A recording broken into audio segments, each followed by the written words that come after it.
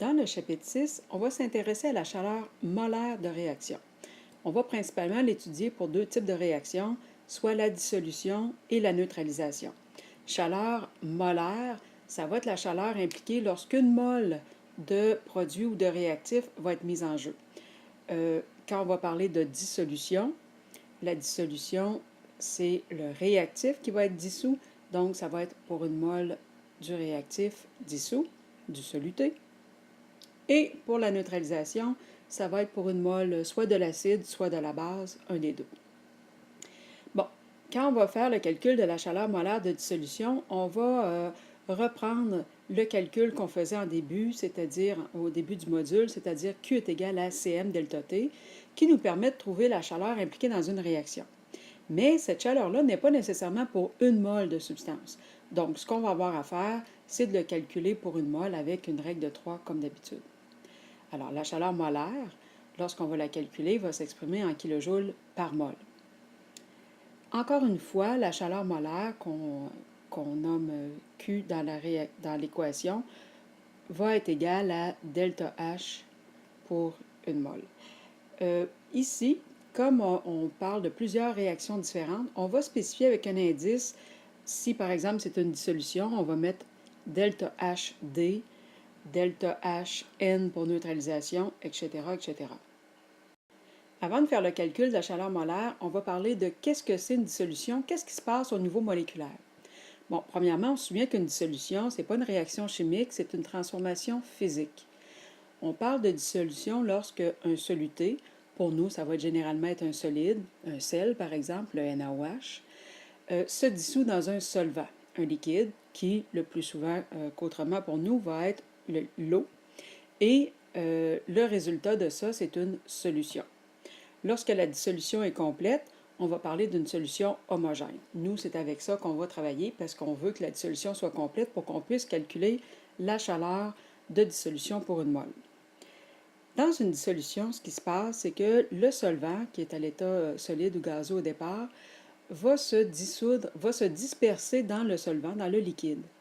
Puis pour ce faire, il y a des interactions chimiques qui vont être présentes. D'abord, il y a des interactions solvant-solvant. L'interaction solvant-solvant correspond à la force avec laquelle les molécules du solvant vont s'attirer. Le cas de l'eau va nous intéresser particulièrement parce que nos dissolutions vont avoir lieu dans l'eau. Je vous ai déjà dit que dans la molécule d'eau, H2O, l'oxygène, qui a 6 électrons sur sa dernière couche électronique et qui est beaucoup plus électronégatif que l'hydrogène, est capable d'attirer vers lui les 2 électrons donnés par l'hydrogène. En fait, l'hydrogène, chaque atome d'hydrogène va donner, c'est un échange d'électrons qu'il fait, un partage d'électrons plutôt, je devrais dire, avec l'oxygène, sauf que l'oxygène attire davantage les électrons vers lui, donc c'est un peu comme si l'hydrogène perdait son électron, donc il devient chargé positivement, et l'atome d'oxygène va devenir chargé négativement, étant donné qu'il a attiré 2 charges négatives vers lui. Le partage est inéquitable. Et le fait que les molécules sont polarisées de cette façon-là, que la molécule d'oxygène est plus négative et que les molécules d'hydrogène sont plus positives, ça va faire en sorte qu'il va se développer des liens entre les molécules. On appelle ça des liaisons hydrogènes. Donc, les liens hydrogènes, c'est les liens les liens qui se créent entre la partie négative d'une molécule et la partie positive d'une autre molécule. Donc, il y a des liens, et si on veut que le sel, le soluté, puisse s'insérer entre les molécules d'eau, bien, il va falloir briser ces liens-là. L'interaction entre les molécules d'eau crée ce qu'on appelle la tension superficielle. C'est ce qui permet, entre autres, à des petits insectes de se déplacer à la surface de l'eau sans s'enfoncer dans l'eau, finalement. Bon, maintenant, l'autre protagoniste de la dissolution, c'est le soluté. Il y a des interactions entre les molécules, entre les particules de soluté. Il y a des composés moléculaires, qui sont des molécules plus ou moins grosses, comme le saccharose, le sucre, là, qui sont reliées entre elles par des liaisons hydrogènes.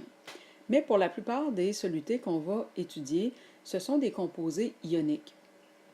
En fait, les composés ioniques sont composés d'anions et de cations, c'est-à-dire des ions chargés positivement ou négativement qui s'attirent à l'aide de liens électrostatiques que l'on nomme liaisons ioniques.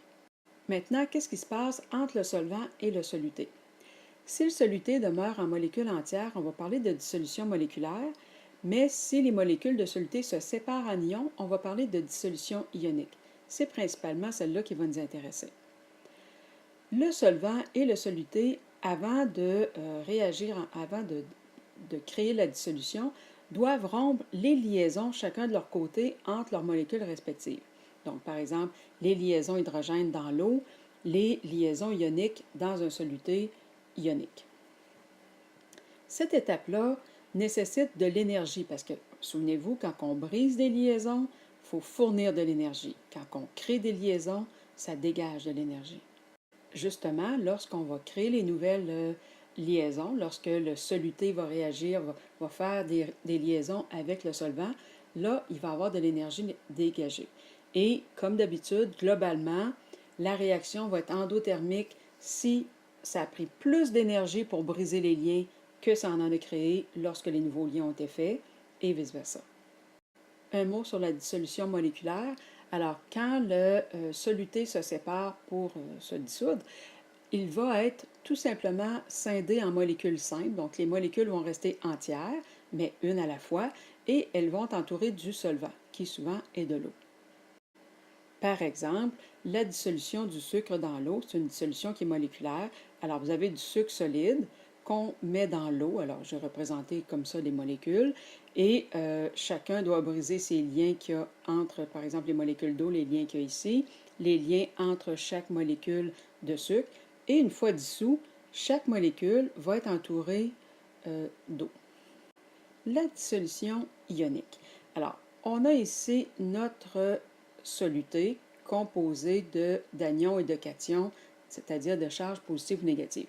Et vous avez ici l'eau qui est représentée par des molécules reliées avec des liaisons hydrogènes. Ici, on a des liaisons ioniques. Alors, dans un premier temps, les liaisons ioniques entre les ions du soluté doivent se défaire et l'eau, lui, doit défaire ses liaisons hydrogènes. Donc ça nécessite de l'énergie.